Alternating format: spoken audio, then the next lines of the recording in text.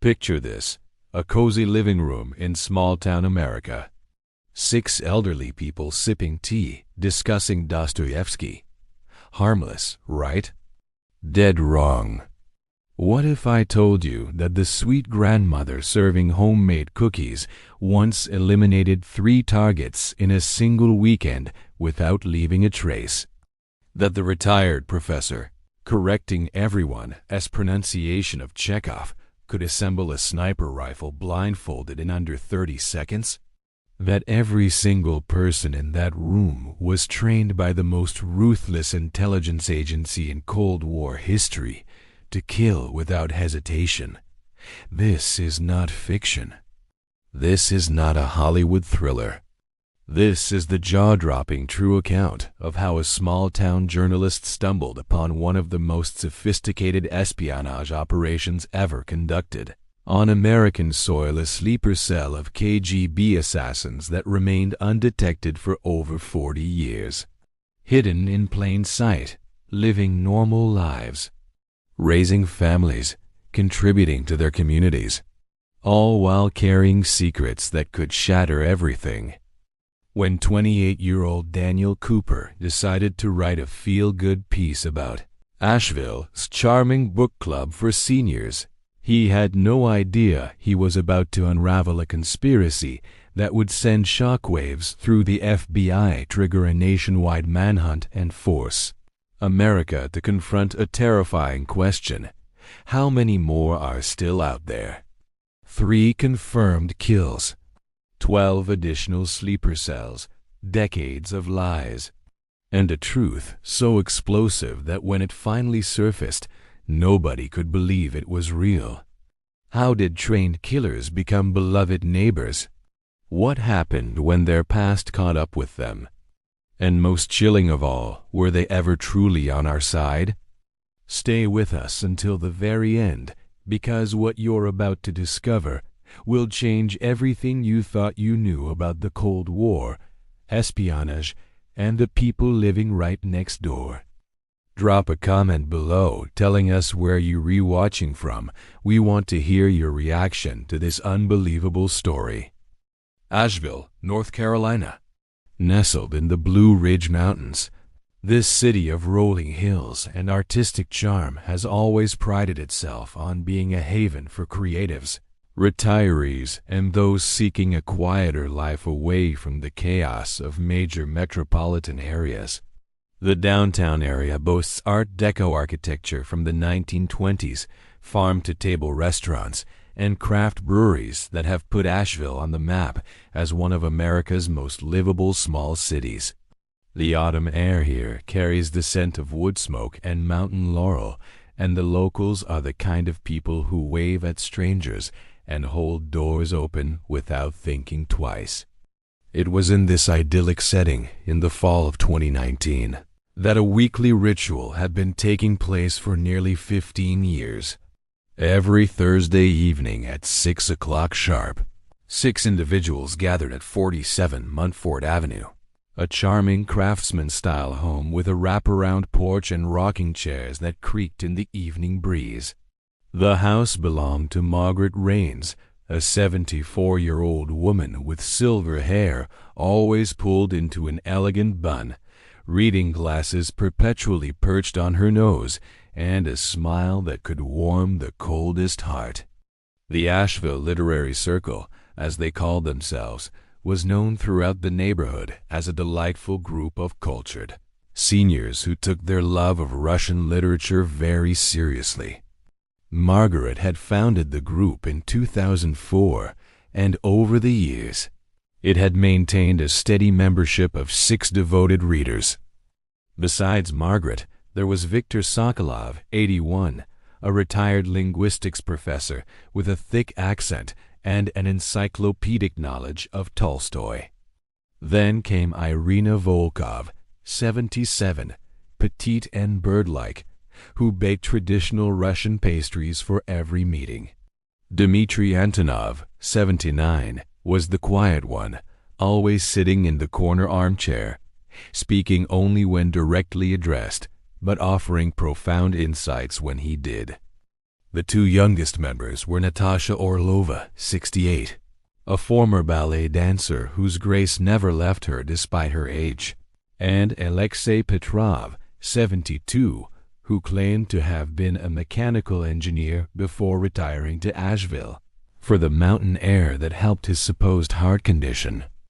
To anyone observing from the outside, they were exactly what they appeared to be: a group of elderly Russian immigrants or Russian literature enthusiasts who had found community in their shared love of the great novels. They discussed Anna Karenina with passion, debated the philosophical depths of crime and punishment, and occasionally broke into Russian when English failed to capture the nuance of a particular passage. Daniel Cooper had lived in Asheville his entire 28 years. After graduating from UNC Chapel Hill with a degree in journalism, he'd returned home to work for the Asheville Citizen-Times, the local newspaper that had been serving the community since 1870. Daniel was ambitious but stuck, covering local interest stories, garden club competitions, new restaurant openings, the occasional bear spotted wandering through a residential neighborhood. He dreamed of investigative journalism, of breaking stories that mattered, but for now he was paying his dues. In late October, his editor, Sandra Mitchell, called him into her office with an assignment that made Daniel suppress a sigh. Sandra was a woman in her mid-50s who had worked at the paper for 30 years and had seen every type of local story imaginable. She pushed a sticky note across her desk toward Daniel with an address scribbled on it. "There's a book club in Munford," Sandra said, not looking up from her computer screen. "Been around for 15 years. All Russian literature, all elderly members. Some of them are in their 80s. I think it would make a nice human interest piece, community coming together through literature, that sort of angle. Maybe tie it into the upcoming library fundraiser." Daniel took the note and nodded, already mentally drafting the predictable puff piece. "When do you need it?" "End of next week is fine. Go to their meeting tomorrow night. Margaret Raines is the contact. I already called her, and she's thrilled to have you. She's expecting you at 6. The next evening, Daniel arrived at 47 Mentford Avenue with his notebook, digital recorder, and the practiced smile of someone who had learned to feign enthusiasm for stories he found mundane. The house was exactly as charming as he'd expected: pumpkins on the porch steps, a wreath of autumn leaves on the door, and warm light spilling from the windows. Margaret answered the door before he could knock, as if she'd been watching for him. "You must be Daniel. Please come in, come in. We're all so excited to have a journalist join us tonight." She led him into a living room that could have been featured in a magazine spread about cozy autumn evenings. A fire crackled in the stone fireplace. Bookshelves lined every wall, packed with both English and Russian editions of classic novels. The furniture was comfortable but elegant, and the smell of baking bread and something sweet, maybe honey cake, filled the air. The other 5 members were already seated in a semicircle around the fireplace. Margaret made introductions, and each person greeted Daniel warmly, though he noticed immediately that their accents varied considerably. Victor's was thick and unmistakably Russian. Irina's was lighter, almost musical. But Dmitri, Natasha, and Alexei spoke with what sounded like Midwestern American accents, with only the slightest hint of something else underneath. "We're so pleased to have you here," Victor said, his deep voice filling the room. "It is rare that young people take interest in the great Russian masters. Tell me, have you read Dostoevsky?" Daniel admitted he'd only read the brothers Karamazov in college, and Victor launched into an enthusiastic lecture about why crime and punishment should be required reading for every American. The evening proceeded pleasantly enough. They discussed that week's selection, a section from Dr. Zhivago, and Daniel took notes, capturing quotes about the power of literature to transcend cultural boundaries and bring people together. But about an hour into the meeting, something odd happened. They were discussing a particular scene involving a winter landscape in the novel when Irina made a comment about how accurately Pasternak had captured the feeling of Russian winters. "I remember when I was a girl," she said, her eyes distant, "the way the snow would fall so thick you couldn't see your hand in front of your face." This was in January of 58, I believe, or maybe 59. Victor immediately interjected. "You mean 58 by the old calendar, surely." The winter of 57-58 by the new calendar was particularly brutal. There was the briefest pause, a fraction of a second, where the entire room seemed to freeze. Natasha cleared her throat softly. Dmitri shifted in his chair. Margaret smiled broadly and said, "Victor is always so precise about dates. It's the professor in him." But Daniel's journalistic instincts, dulled by months of mundane assignments, suddenly flickered to life. The old calendar? Russia had abandoned the Julian calendar and adopted the Gregorian calendar in 1918 after the revolution. Anyone born after 1920 would have grown up using only the Gregorian calendar. Why would Victor default to referencing the old calendar for an event in the 1950s unless... Daniel filed the thought away and continued taking notes, but now he was paying attention differently. He watched the way they moved. Irina, despite being 77 and appearing frail, rose from her chair with perfect posture and fluid grace that suggested extensive physical training. When Alexei reached across to pass the teapot, Daniel noticed his hands. They were weathered and old, yes, but there was something about the way he moved, a precision and control that seemed almost martial. Later in the evening, the conversation turned to geography when they discussed the various settings in Russian literature. Dmitri, who had been quiet for most of the meeting, suddenly became animated when discussing the landscape around St. Petersburg. "The approach from the north," Dmitri said, his voice taking on a strange intensity, "has always been the most vulnerable point. The forests provide excellent cover, but the terrain becomes treacherous in spring when the snow melts. Strategic considerations have always..." He stopped abruptly, as if realizing he'd said too much. Margaret smoothly redirected the conversation back to Pasternak's prose style, but Daniel saw the look that passed between the members, a quick, silent communication that spoke of shared understanding. When the meeting ended at 9 o'clock, Margaret walked Daniel to the door while the others began cleaning up. She handed him a slice of Irina's honey cake wrapped in foil. "For your trouble," she said warmly. "I do hope we'll see you at next week's meeting as well. We're starting a new novel, Bulgakov's Master and Margarita."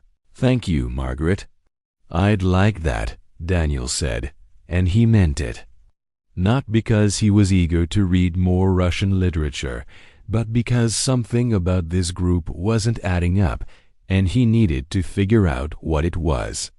As he drove home through Asheville's quiet streets, past the sleeping houses and darkened shops, Daniel replayed the evening in his mind. The inconsistencies, the odd comments, the way they moved, the silent communications, it was probably nothing. They were just elderly people with quirks and complicated personal histories. But then again, when he got home to his small apartment near downtown, Daniel didn't start writing his puff piece. Instead, he opened his laptop and began researching.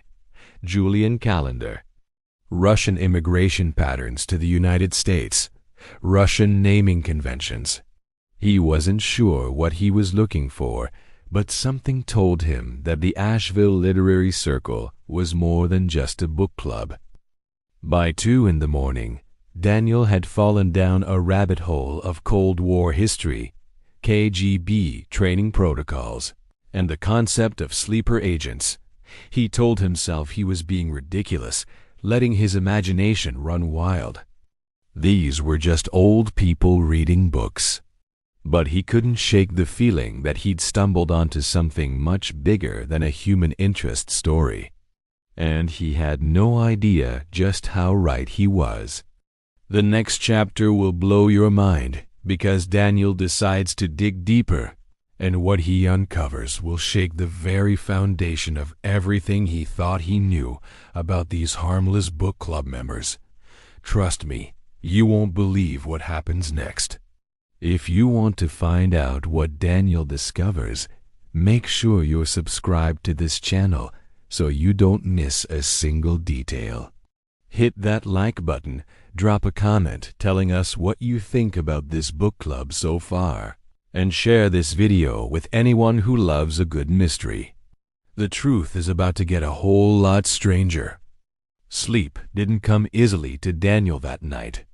Every time he closed his eyes, he saw the way Dmitri had stopped mid-sentence, the silent glances between the members, Victor's slip about the old calendar.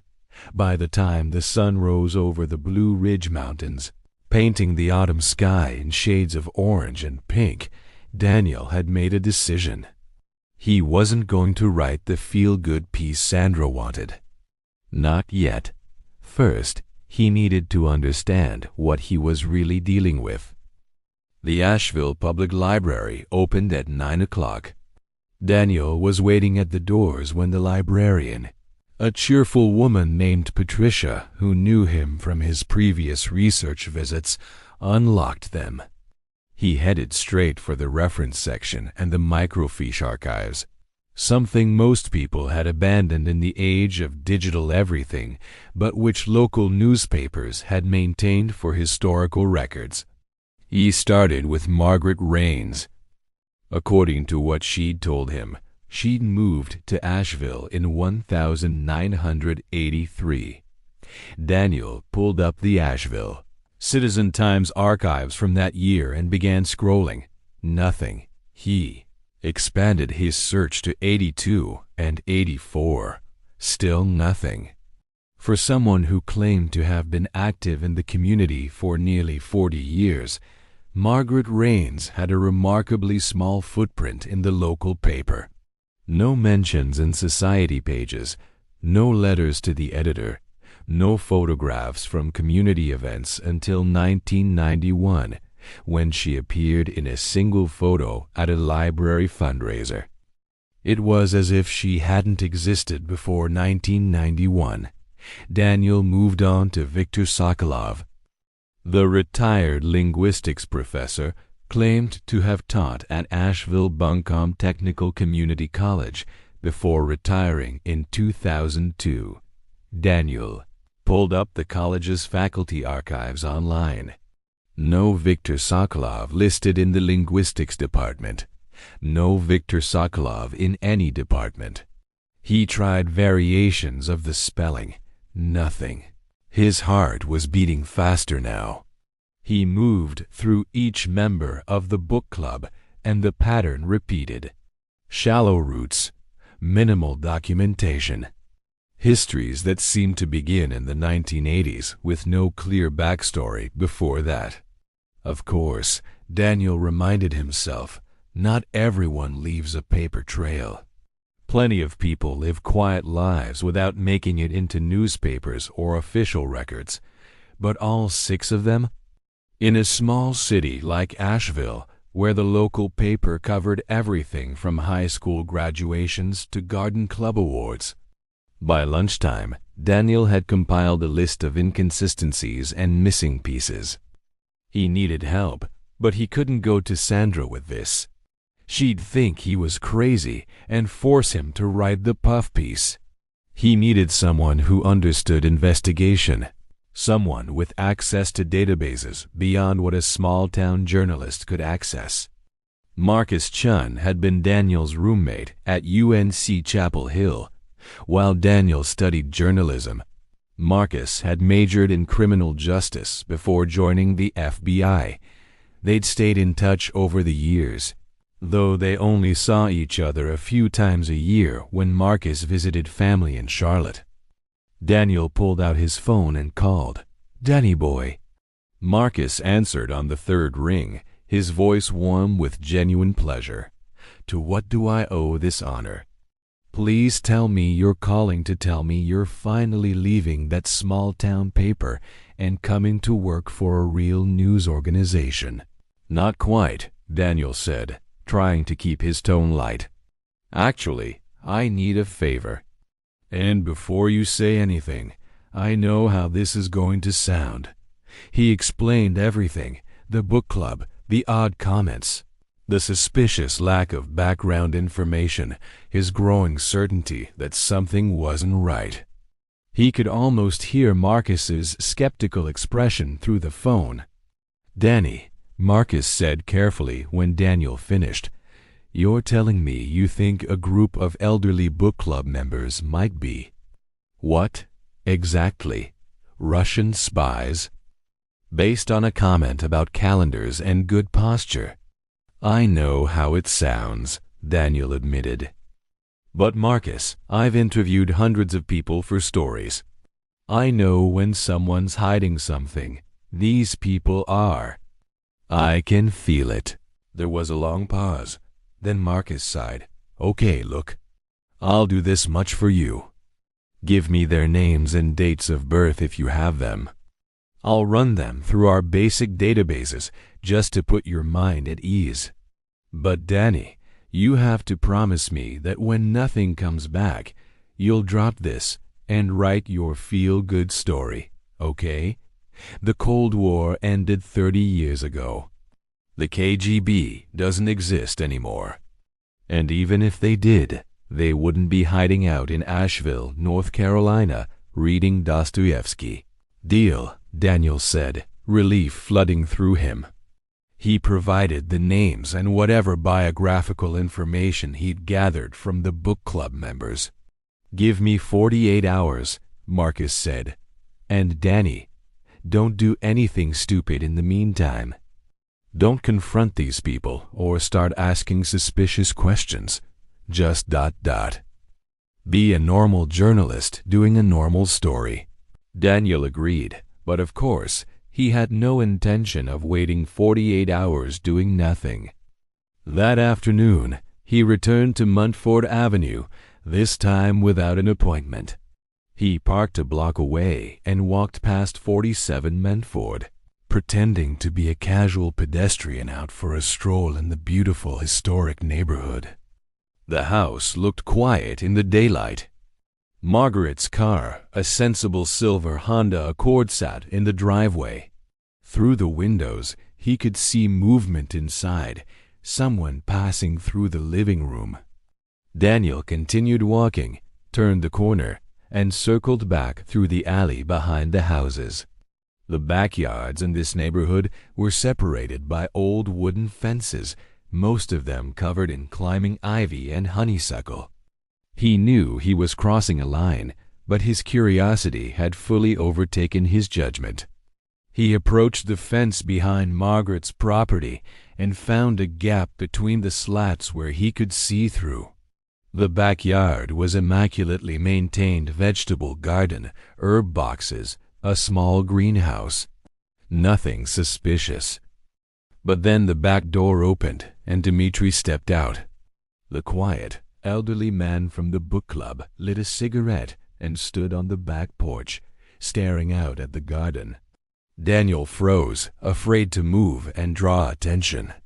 As he watched, Dmitri pulled out a cell phone, not a typical smartphone, but something older, more basic, and made a call. Daniel couldn't hear the conversation clearly, but he caught fragments. Dmitri was speaking Russian, and while Daniel didn't understand the language, he could hear the tone clipped, efficient. Nothing like the soft-spoken man from the book club meeting. After about 2 minutes, Dmitri ended the call, took a final drag from his cigarette, and went back inside. Daniel's hands were shaking as he walked back to his car. He was definitely onto something. The next day, Thursday, Daniel attended the book club meeting again. This time, he came with purpose. He wanted to test them, to see if he could catch more inconsistencies. Margaret welcomed him just as warmly as before, and the group seemed genuinely pleased to have him return. They discussed Master and Margarita that evening, and Daniel asked careful questions designed to probe their backgrounds without seeming suspicious. When did you first read Bulgakov? What brought you to America? Where did you learn English? Their answers were smooth, well rehearsed. But Daniel was watching for the micro-expressions, the tiny tells that suggested deception, and he saw them. When Alexei mentioned coming to America in 1982 for better opportunities, his eyes flicked to Margaret before continuing. When Natasha described her ballet training in Moscow, she mentioned a theater that Daniel had specifically researched that morning, a theater that had been demolished in 1976, yet Natasha claimed to have performed there in 1978. He caught it. And more importantly, when he mentioned the discrepancy gently, suggesting maybe she had the dates confused, he saw the flash of panic in her eyes before she laughed it off as the memory of an old woman. The meeting ended, and Daniel left with more questions than answers. But he didn't have to wait long for the next piece of the puzzle. Marcus called him at 11 o'clock that night. Daniel was still awake, couldn't sleep, had been pacing his apartment going over his notes. He grabbed the phone on the first ring. Marcus? Daniel. Marcus's voice was different. No longer skeptical or amused, dead serious. Where are you right now? Home, my apartment. Why? I need you to listen to me very carefully. Don't go back to that book club. Don't contact any of those people. And don't tell anyone what I'm about to tell you. Daniel's blood ran cold. What did you find? 3 of your book club members, Natasha Orlova, Dmitry Antonov, and Alexei Petrov, their identities were created in 1982, and I don't mean they changed their names. I mean those identities were created from scratch. Social security numbers issued to adults, birth certificates filed retroactively, the whole package. Someone with serious resources and expertise built those identities. Daniel sat down heavily on his couch. What about the others? Margaret Raines, Viktor Sokolov, and Irina Volkov have slightly deeper histories, but they all have similar red flags. Margaret's identity goes back to 1979, but there's no childhood record, no school records. Nothing before 79. It's called legend building, Daniel. It's what intelligence agencies do when they create cover identities for deep cover operatives. Oh my God, Daniel whispered. I flagged this for my supervising agent, Marcus continued. They're going to want to talk to you. I need you to send me everything you have, notes, recordings, observations. And Daniel, you might have just stumbled onto something that was buried very, very deep. These people, if they are what I think they are, could be extremely dangerous. They're just old people reading books, Daniel said weakly, even though he no longer believed it. No, Marcus said firmly. They're not. What happens when the FBI decides to get involved? And what secrets are these seemingly harmless seniors really hiding? The next chapter will reveal truths that will make your blood run cold. We want to hear from you right now, drop a comment below and tell us what you think is really going on with this book club. Are they dangerous? Are they victims of circumstances? What would you do if you were Daniel? Let us know your thoughts. The FBI field office in Asheville was located in a nondescript building on Patton Avenue, designed to blend in with the surrounding architecture and attract as little attention as possible. Daniel had never been inside before, never had reason to. Now, sitting in a stark interview room across from two special agents, he wished he'd never stepped foot in Margaret Raines's living room. Special Agent Sarah Brennan was a woman in her mid-40s with sharp eyes and an even sharper mind. She'd been with the FBI for 20 years, specializing in counterintelligence. Her partner, Special Agent Robert Torres, was younger, maybe early 30s, with the kind of intense focus that suggested he didn't miss much. Marcus Chen sat to the side, having recused himself from active involvement due to his friendship with Daniel, but present as a courtesy and to help smooth the process. Mr. Cooper, Agent Brennan began, her voice professional but not unkind. I want to start by thanking you for bringing this to our attention. What you've stumbled upon is potentially significant, though I need you to understand that much of what we discuss today will be classified. You cannot write about this. You cannot discuss it with anyone, including your editor. Do you understand? Daniel nodded, his mouth dry. I understand. Good. Now, tell us everything. Start from the beginning.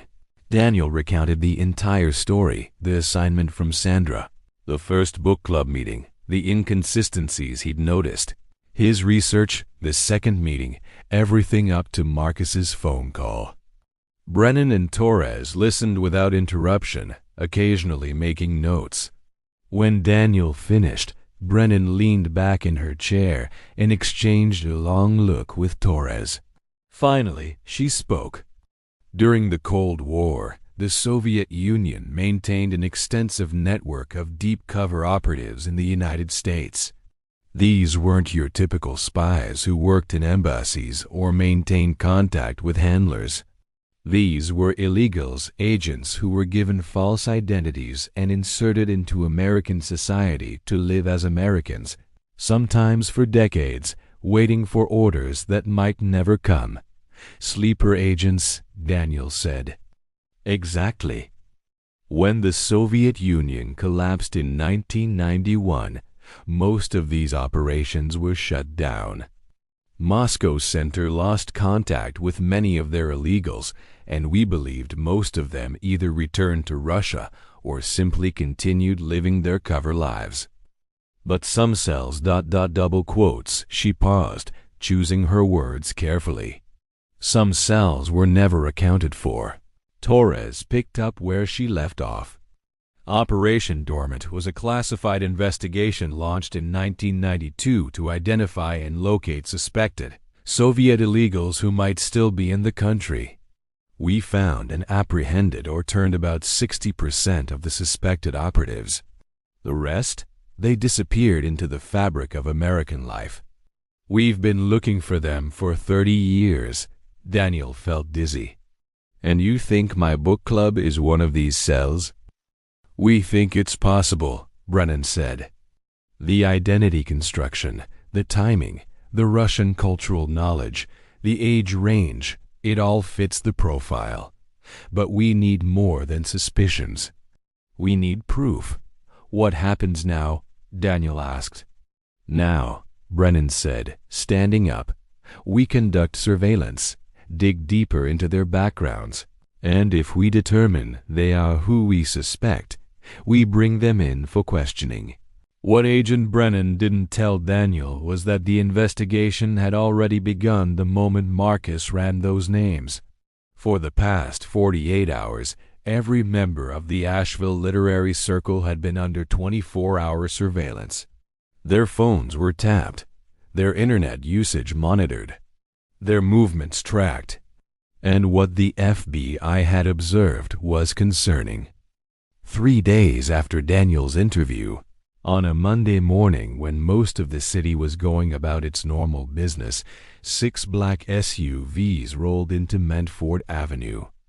FBI agents in tactical gear surrounded 3 homes simultaneously: Margaret's house, Dimitri's apartment 4 blocks away, and Victor's small cottage near the Botanical Gardens. The raids were coordinated to the second. Doors were breached. Shouts of "FBI," "search warrant," echoed through quiet residential streets. Neighbors emerged from their homes in confusion and alarm, reaching for their phones to record the scene. At Margaret's house, Agent Brennan led the team personally. They found Margaret in her kitchen, calmly drinking tea as if she'd been expecting them. She didn't resist. She simply set down her cup, folded her hands, and said, "I assume you'll want to speak with all of us together." Within 2 hours, all 6 members of the book club were sitting in separate interview rooms at the FBI field office. Standard protocol was to keep suspects separated, prevent them from coordinating their stories. But these 6 remained calm, almost serene, as if they'd rehearsed for this moment their entire lives. Agent Brennan started with Margaret, the apparent leader. She read Margaret her rights, and Margaret waived her right to an attorney, which was itself unusual. "Margaret Rains," Brennan began, pulling out a file. "Except that's not your real name, is it?" Margaret smiled sadly. "No. It hasn't been my real name for a very long time. What is your real name?" A pause. Then, "Ekaterina Dmitrievna Novikova. I was born in Leningrad in 1945. Brennan felt a chill run down her spine. This was it. The confirmation. "And you were a KGB operative?" "I was," Margaret Ekaterina said simply. "We all were. Recruited young, trained extensively, given new identities, and inserted into American society in the late 1970s and early 1980s. Our mission was to establish ourselves, blend in, and wait for activation orders. Orders to do what?" Ekaterina looked directly at Brennan. "Orders to eliminate specific targets if the Cold War escalated into full military conflict. Scientists, politicians, military leaders, anyone on our designated list. We were insurance, you might say. A last resort." The room was silent except for the soft whir of the recording equipment. "And did you receive these orders?" Brennan asked. "No, the orders never came. And then the Soviet Union ceased to exist. We waited for contact, for instructions on what to do, whether to come home. But Moscow Center was in chaos.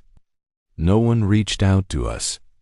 So we ... double quote. She paused, searching for the right words. "We continued living our lives. Because by then, these weren't just cover identities anymore. They were our lives. Real lives.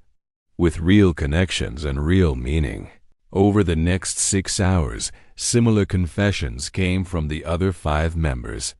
Dmitri, whose real name was Dmitry Yurovich Kotov, had been a Spetsnaz operator before his KGB recruitment. Alexei, actually, Leonid Sergeyevich Volkov, had been trained in demolitions and sabotage. Victor, Irina, and Natasha each had their own specialized training, their own dark skills that they'd kept buried for decades. But Agent Brennan needed to know about more than their past. She needed to know about their crimes. "During your time in America," she asked Ekaterina, "did you carry out any operations? Did you kill anyone?" The woman who had been Margaret Rains' beloved neighbor and book club leader took a deep breath. "Yes, 3 people. In 1983, 1985, and 1987. All three were targets provided to us by Moscow Center before communication ceased. We fulfilled those orders. She provided names. Brennan wrote them down, her hand steady despite the magnitude of what she was hearing. All three deaths had been ruled accidents at the time: a car crash, a hunting accident, a heart attack. But if Ekaterina was telling the truth, they had all been carefully orchestrated assassinations. "Why didn't you stop?" Brennan demanded. "After the Soviet Union fell, why didn't you turn yourselves in?" Ekaterina's expression was complex, part regret, part defiance, part something else that Brennan couldn't quite identify. "Because we were afraid, because we'd built lives here, because we didn't know if Russia would want us back or America would imprison us. Because, Agent Brennan, we'd become the people we'd been pretending to be. The longer we lived as Americans, the more American we became. Eventually, we weren't pretending anymore." In another interview room, Dmitri was telling Agent Torres something even more disturbing. "There were more of us," he said, his accent thicker now that he'd dropped the pretense. "Other cells. We had contact with one other group, briefly, in 1989. They were in Michigan, near Detroit. 6 operatives, similar setup. But after the USSR fell, they vanished. We don't know what happened to them." Torres felt ice in his veins. "How many cells were there, total?" "We were told 12. 12 cells of 6 operatives each, spread across the United States. 72 trained killers, living as Americans, waiting for orders that never came. The interrogations continued for 3 days. The 6 members of the Asheville Literary Circle were cooperative to a degree that actually worried the FBI. It suggested either genuine remorse or a sophisticated psychological game. Probably both. They admitted to their 3 assassinations.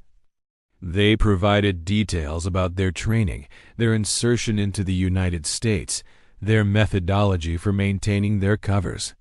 They described the psychological toll of living double lives, and the strange relief when those double lives became their only lives. But most importantly, they provided names, locations, and identifying details about the other cells they knew of or had heard about. It wasn't complete information. Their knowledge was limited by design, operational security dictating that cells remain isolated. But it was something. It was a start. By the end of the 3rd day, the FBI had launched the largest counterespionage operation in decades. Teams were dispatched to Michigan, Colorado, Oregon, and 6 other states to investigate suspected cell locations. The question that haunted everyone was, what to do with the Asheville 6? They had confessed to murder. But those murders had occurred 30-plus years ago, and the victims, while tragic, had been legitimate intelligence targets during an active, if undeclared, war. They had been Soviet operatives, yes, but they'd also been American residents for 40 years, contributing members of their community who hadn't committed a crime in over 3 decades. The legal situation was unprecedented. The moral situation was even more complex. Agent Brennan visited Ekaterina one final time before any decisions were made. They sat across from each other in the interview room, no longer adversaries exactly, but not quite anything else either. "Do you regret it?" Brennan asked. "Any of it?" Ekaterina was quiet for a long moment. "I regret the lives we took. Those 3 people had families, dreams, futures we stole. I carry that weight every day. But do I regret coming to America, building a life here, finding genuine happiness in a place I was supposed to infiltrate and undermine?" She shook her head. "No, I don't regret that. Because somewhere along the way, I stopped being Ekaterina Novikova, KGB operative, and became Margaret Raines, American. That transformation saved my life, Agent Brennan. It gave me a life worth living. You're still the same person who killed those people, am I? Ekaterina asked. Are any of us the same people we were 40 years ago? Can people change, Agent Brennan? Can they be redeemed? It was a question that didn't have an easy answer. The most shocking revelations are still to come, because what the FBI decides to do with these operatives and what they discover about the other cells will change everything. Stay with us because the next chapter gets even more intense. Thank you so much for staying with this story so far. We're overwhelmed by your engagement and your comments. The best is absolutely still to come, and we promise the payoff will be worth it. Keep watching. The news broke on a Tuesday morning, 3 weeks after the initial raids. Despite the FBI's best efforts to keep the investigation quiet, a leak to the Washington Post had blown the story wide open. The headline read, Cold War sleeper cell discovered in North Carolina. 6 elderly Russians lived as Americans for 40 years. Within hours, the story had exploded across every news outlet in the country. Cable news played it on an endless loop. Social media erupted with theories, accusations, and fear. The images of Margaret, Dmitri, and the others being led into the FBI building in handcuffs became instantly iconic, shared millions of times. The public reaction was swift and intense. Some people called for immediate imprisonment, even execution, claiming these were enemy combatants who had murdered Americans. Others saw them as tragic figures, victims of Cold War paranoia who had successfully integrated into American society and posed no current threat. The debate raged in op-eds, on talk shows, and in living rooms across the nation. But while the public argued, the FBI was dealing with something far more concerning. The information provided by the Asheville Six had led to the discovery of 2 more cells. In Ann Arbor, Michigan, agents found 4 elderly individuals. 2 had died of natural causes in the previous decade, who matched the profile. They confirmed they had been part of a KGB sleeper cell, but insisted they had never been activated and had committed no crimes beyond identity fraud. In Boulder, Colorado, they found 3 more. These operatives were less cooperative, lawyered up immediately, and denied everything despite overwhelming evidence. The investigation there was ongoing. But that left 9 cells unaccounted for. 54 operatives, potentially, still living somewhere in America under false identities. And that was when things took a darker turn. Agent Brennan was working late in her office, reviewing case files, when her phone rang. It was Ekaterina calling from the detention facility where she and the others were being held pending trial. Agent Brennan. Ekaterina's voice was urgent, lacking its usual composure. I need to speak with you immediately. In person. There's something I didn't tell you. Something important. 30 minutes later, Brennan sat across from Ekaterina in a private consultation room. The older woman's hands trembled slightly as she spoke. There was another member of our cell, Ekaterina said, a 7th operative. His name was Sergei Maximovich Volkov, Irina's older brother. Brennan's blood ran cold. You said there were 6 operatives in your cell. I lied. We all did. We were protecting him because ... She paused, struggling with the words. Because Sergei never integrated like we did. He never truly became American. When the orders stopped coming, when the Soviet Union fell, the rest of us adapted. We built real lives. But Sergei ... he remained loyal. He believed the old cause still mattered. He thought we were traitors for giving up. Where is he now? Ekaterina's eyes filled with tears. We don't know. He cut contact with us in 1995. We assumed he'd either returned to Russia or died. But Agent Brennan, if he's still alive, if he's still in America, ... double quote, she didn't need to finish this sentence. A sleeper agent who never went to sleep. An operative who remained active, committed, and trained for nearly 30 years after his government had ceased to exist. The FBI launched an immediate manhunt. Sergei Maximovich Volkov had operated under the American identity Stephen Maxwell, and the last known address was in Seattle, Washington, in 1994. The trail went cold after that.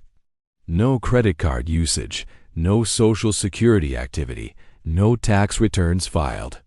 Either he was dead or he'd gone even deeper underground. Agent Torres led a team to Seattle to investigate.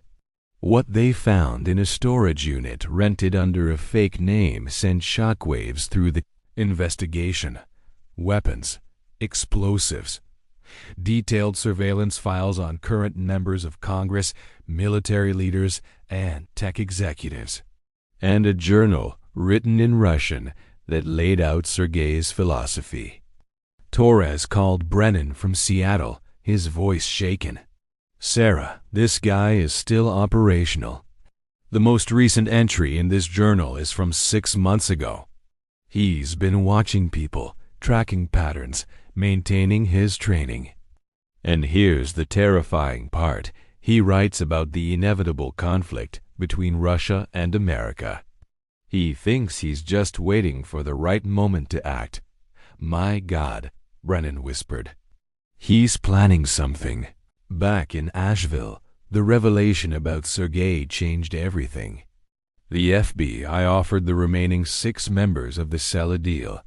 "Help us find Sergei and any other active operatives, and we'll recommend leniency in your cases." Ekaterina, Dmitry, Victor, Irina, Natasha, and Leonid, Alexei, agreed without hesitation. Not just because of the deal, but because they were genuinely horrified by what Sergei might do. "We never wanted violence," Ekaterina told Brennan. "When we were young and ideological, maybe we believed in the cause. But 40 years of living as Americans changed us. We have friends here, neighbors we care about, a community we love. The idea that Sergei might harm innocent people, ... double quote, she couldn't finish.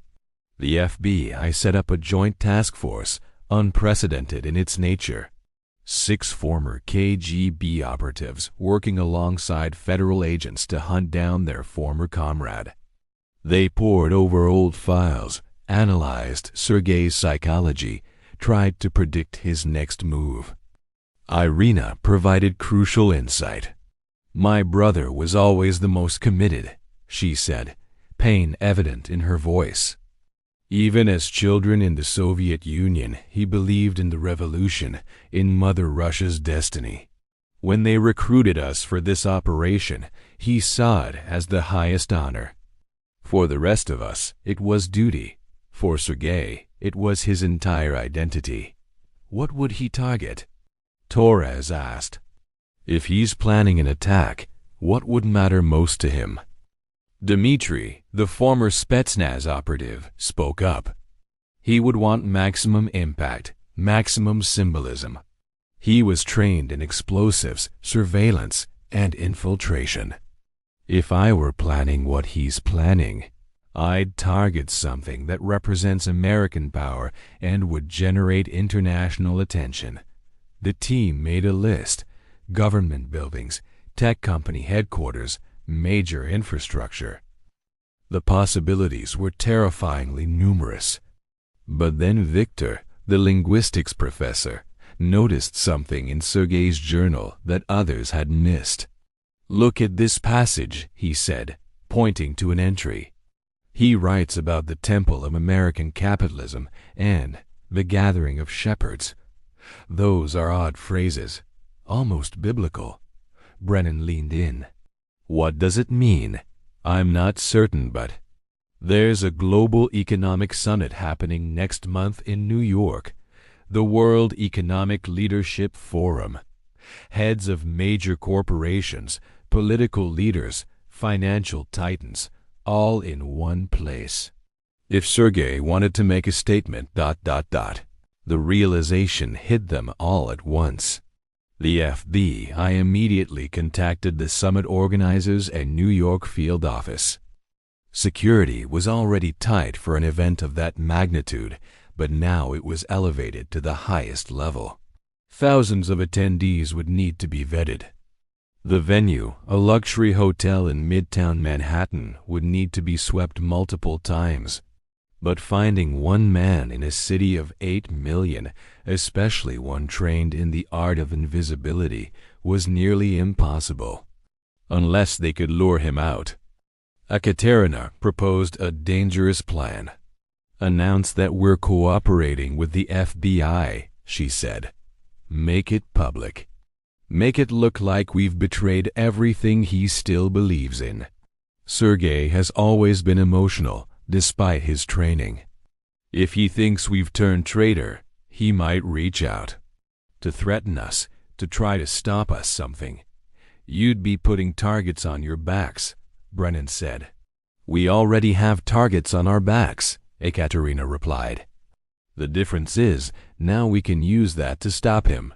The FBI held a press conference. Agent Brennan stood at a podium, flanked by officials from the Department of Justice. She announced that 6 former Soviet operatives had been cooperating with the investigation and had provided valuable intelligence about other potential sleeper cells. The press went wild with questions. That night, Irina's cell phone, which the FBI had allowed her to keep specifically for this purpose, received a text from an unknown number. Just 3 words in Russian. You will pay. They had made contact. Now they just had to reel him in before the summit, before whatever Sergei was planning came to fruition. The clock was ticking. The summit was in 12 days. The finale is coming, and you won't believe how this all ends. We're in the final stretch now, and the resolution is going to blow your mind. If you've made it this far, it means you're invested in this story, and we're so grateful. Hit that subscribe button right now and smash that like button, because you don't want to miss how this incredible story concludes. Drop a comment and let us know, do you think they'll catch Sergei in time? What would you do in this situation? Stay with us for the final chapter. The World Economic Leadership Forum was scheduled to begin on Thursday, October 17, 2019. The venue was the Roosevelt Hotel in Midtown Manhattan, a historic building that had hosted everyone from presidents to Hollywood stars since opening in 1924. Now it would host over 3,000 of the world's most powerful people and possibly a vengeful former KGB operative planning mass murder. The FBI's plan was risky, bordering on reckless. They would use the Asheville Six as bait, bringing them to New York under the pretense of continued interrogations at the FBI's Manhattan office.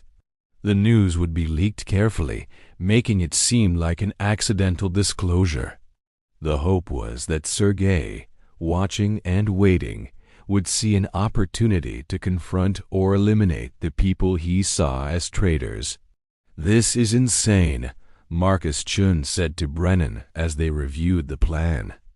"We're using elderly civilians as bait to catch a trained assassin." "Those elderly civilians are also trained assassins," Brennan reminded him, "and they volunteered. Besides, they'll be under constant protection." On October 10th, 1 week before the summit, the Asheville Six were transported to New York in a convoy of unmarked vehicles. Snipers covered every angle. Surveillance drones tracked their movement. Undercover agents flooded the streets around the FBI building. Daniel Cooper, who had been brought into the operation as a consultant, despite his lack of security clearance, his intimate knowledge of the 6 operatives proved invaluable. Watched from a command center as the operation unfolded. He'd gone from small-town journalist covering book clubs to being part of a counter-terrorism operation. His editor, Sandra, still thought he was working on a feature about FBI community outreach programs. For 3 days, nothing happened. The 6 operatives were kept in comfortable but secure rooms, essentially under house arrest. They read, they talked, they waited. Akaterina asked for a copy of Anna Karenina. Dmitri requested a chess set. They were playing the long game, just as they'd been trained to do decades ago. On the 4th day, October 14th, a janitor at the Roosevelt Hotel found something during a routine maintenance check in the subbasement. A small cache of materials hidden behind a false panel detonators, timing devices, and detailed blueprints of the hotel's structure. The FBI swept the entire building. They found 2 more caches. Sergei had been preparing for months, maybe years. But where was he? And when would he make his move? That night, Irina's phone rang. Not a text this time, an actual call. The FBI's tech team triangulated the signal in seconds. It was coming from inside Manhattan, less than 2 miles from where they were. Brennan made a split-second decision. Irina, answer it. Keep him talking. With shaking hands, Irina pressed the answer button and spoke in Russian. Sergei, is that you? The voice that came through was older, rougher, but unmistakably her brother. You betrayed everything, Irinishka. Everything we were. Everything we believed in. The world changed, Serhusa. The Soviet Union is gone. There's nothing left to be loyal to. Russia remains. The motherland remains. And I remain faithful to the end. But you ... You've become one of them. You and the others. I read about your cooperation with the FBI. You're helping them hunt our own people. Sergei, please. It's been 40 years. We're old. We're tired. Don't you want to rest? There was a pause, and when Sergei spoke again, his voice was cold. I'll rest when the mission is complete. Goodbye, sister. I would say I'll see you again, but after Thursday, I don't think either of us will be alive to see much of anything. The line went dead. The tech team had the location. An apartment building in Hell's Kitchen, northwest of Midtown. A tactical team was deployed immediately. They breached the apartment within 15 minutes of the call ending. It was empty. But it had been occupied recently. There was still warmth in the tea kettle, an impression on the bed where someone had been sitting. On the small kitchen table, they found a map of the Roosevelt Hotel with specific areas marked in red, and a note in Russian that chilled everyone who read it. Translated, it said, "If you've found this, then you know where I'll be. Come and stop me if you can. But know this, I've been preparing for this moment for 30 years. I've watched, I've learned, I've adapted. You're hunting a ghost. And ghosts don't die easily. For the motherland. For the revolution that never died." Sirs. The summit was now 3 days away. The FBI had no choice. They had to assume Sergei would strike on opening day, when the maximum number of targets would be present. But how would he gain access? The security protocols were ironclad. Every person entering the building would be vetted, scanned, searched. Unless he was already inside, Agent Torres had a horrifying realization. How long has the Roosevelt Hotel been setting up for this summit? How many contractors, temporary workers, caterers, and staff have been coming and going? They pulled the employment records. Over 400 people had been hired temporarily for the summit in various capacities. It would take days to vet them all properly, and they had hours. Ekaterina asked to speak with Brennan privately. When they were alone, the older woman's expression was grave. "You need to use us," Ekaterina said, "not as bait. As operatives, absolutely not. You're civilians now, and you're in custody. Agent Brennan, we know Sergei better than anyone. We know how he thinks, how he operates. More than that, we're the only people who might be able to talk him down if we find him. We were his family, his comrades. He might still listen to us." Brennan knew it was a terrible idea.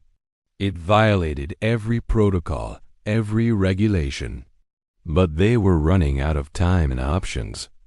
The next morning, October 15th, 6 elderly former Soviet operatives walked into the Roosevelt Hotel wearing FBI-issued body cameras and earpieces, accompanied by teams of federal agents.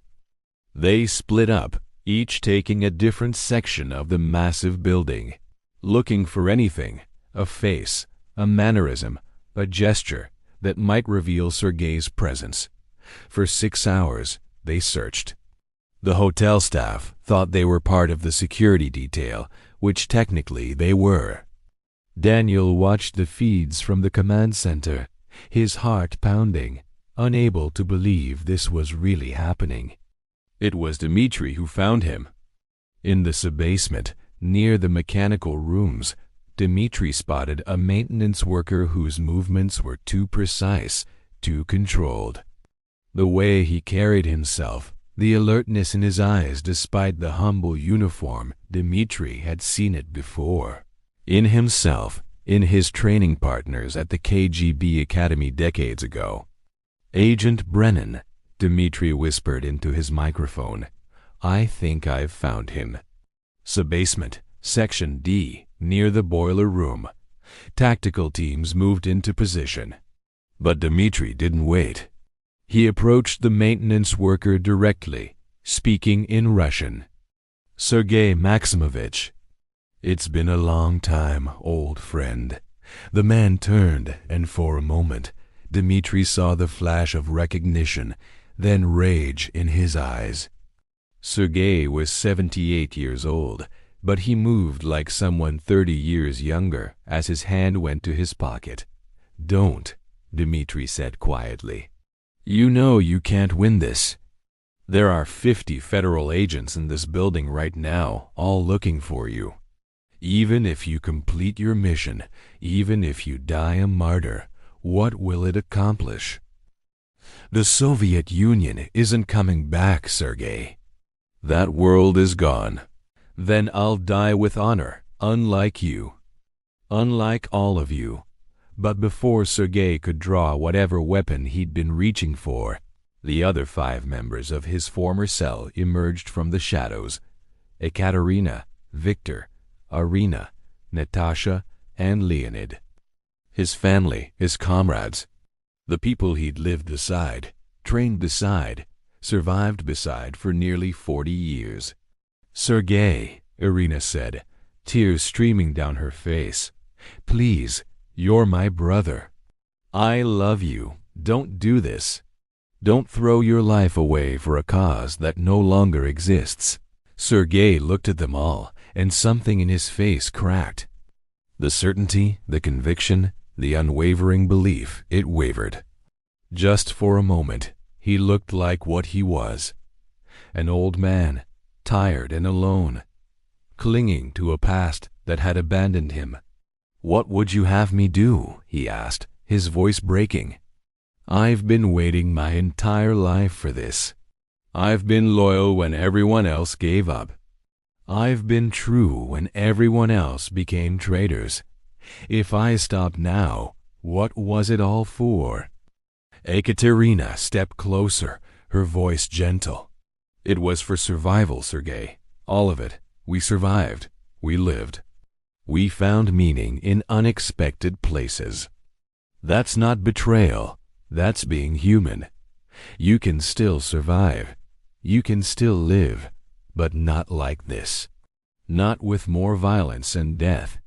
The FBI tactical team had surrounded them now, weapons drawn, but Brennan had ordered them to hold fire. This moment was too fragile, too crucial. Sergei stood there, an old man in a maintenance uniform, surrounded by ghosts from his past and guns from his present. Slowly, he removed his hand from his pocket. It held a detonator, but he didn't press it. Instead, he set it carefully on the ground. "I'm so tired," he whispered in Russian. "I've been so tired for so long." Irina rushed forward and embraced her brother for the first time in 24 years.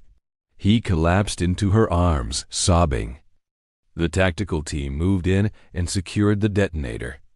They found the explosives, 20 pounds of C4, hidden in the walls, enough to bring down a significant portion of the building.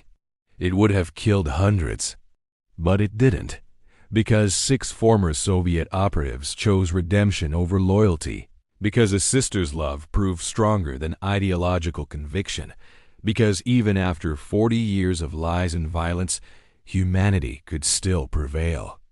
The trials took place over the following 18 months. The legal system struggled with how to address crimes committed by foreign operatives during a period of undeclared war. Ultimately, Sergei was sentenced to 30 years in federal prison for attempted terrorism and conspiracy to commit murder.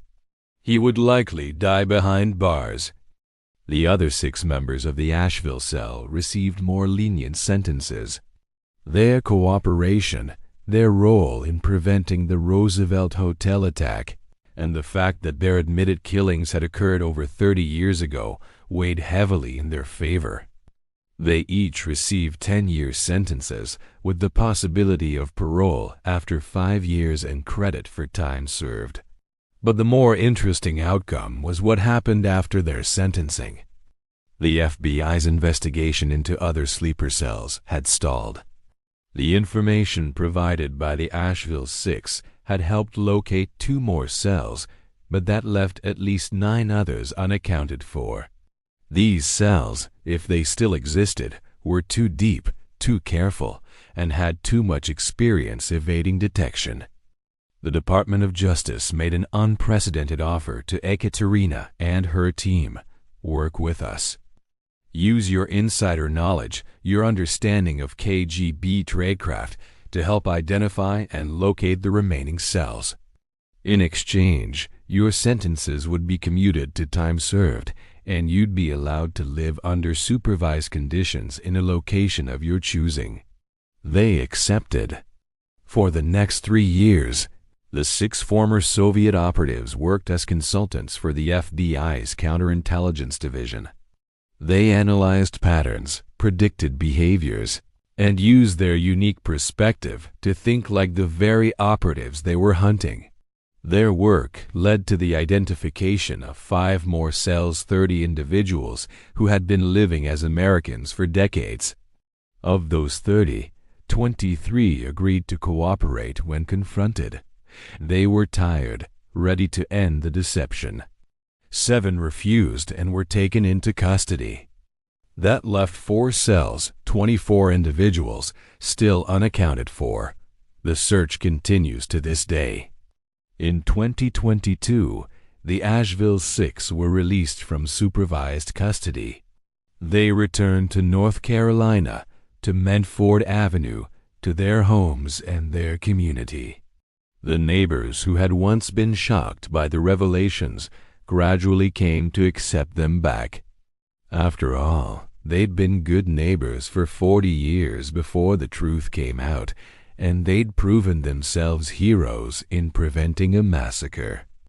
The Asheville Literary Circle resumed its Thursday evening meetings in the fall of 2022, but now It had 2 additional permanent members, FBI Special Agents Sarah Brennan and Robert Torres, who attended not as supervisors but as genuine participants.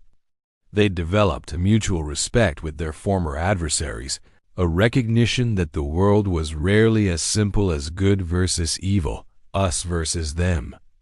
Daniel Cooper won a Pulitzer Prize for his investigative reporting on the case, which he was finally allowed to write about in full once the trials concluded. He left the Asheville Citizen-Times and now works for the Washington Post, but he still returns to Asheville regularly. He still attends the book club meetings when he can. On a Thursday evening in October 2023, almost exactly 4 years after Daniel first walked into Margaret's living room, the Asheville Literary Circle gathered to discuss a new novel. Margaret, she'd legally reclaimed the name Ekaterina, but everyone still called her Margaret Served Tea and Irina's Honey Cake. They discussed literature, politics, and life, these former enemies of the state who had become something else entirely. Near the end of the meeting, a young woman knocked on the door. She was 26, nervous, and introduced herself as Maya. She said she was new to Asheville and had heard about the book club from a neighbor. She loved Russian literature and wondered if she could join. The members exchanged glances. A silent communication passed between them, the kind that only comes from shared history and deep trust. Margaret smiled warmly. "Of course, dear. We're always happy to welcome new members. Tell us about yourself." As Maya began to talk, describing her background and her love of Dostoevsky, Agent Torres's phone buzzed silently. He glanced at the screen. It was a message from FBI headquarters confirming what he'd already suspected after running Maya's information earlier that day. Her identity was real.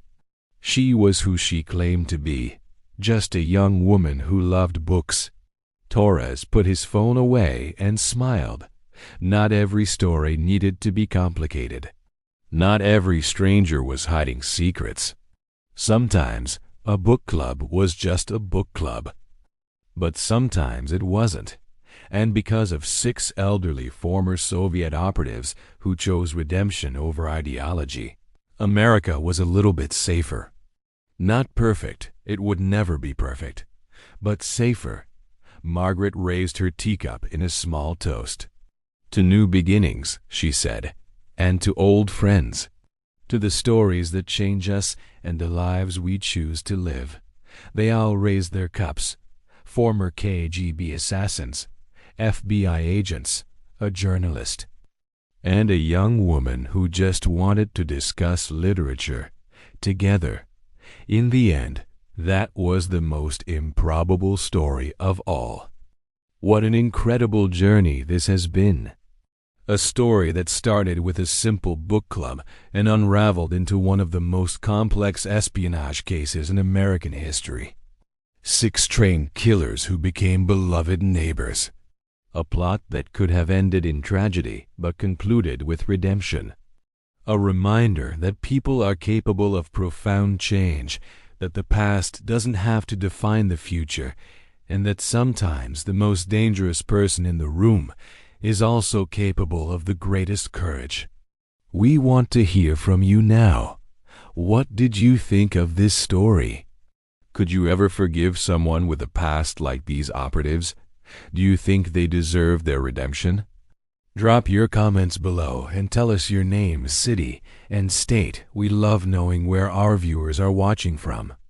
And tell us honestly, would you have made the same choices they did? If this story moved you, if it made you think, if it kept you on the edge of your seat, then please do us a huge favor. Subscribe to this channel if you haven't already, because we're constantly bringing you the most incredible, unbelievable, and deeply human stories from around the world. Hit that like button to tell us you enjoyed this journey. And share this video with someone who appreciates complex, thought-provoking narratives. Before you go, make sure you watch the next recommended video appearing on your screen. We have another mind-blowing story ready for you that will leave you just as stunned as this one did. Thank you for spending this time with us. Thank you for engaging, for commenting, for being part of this community.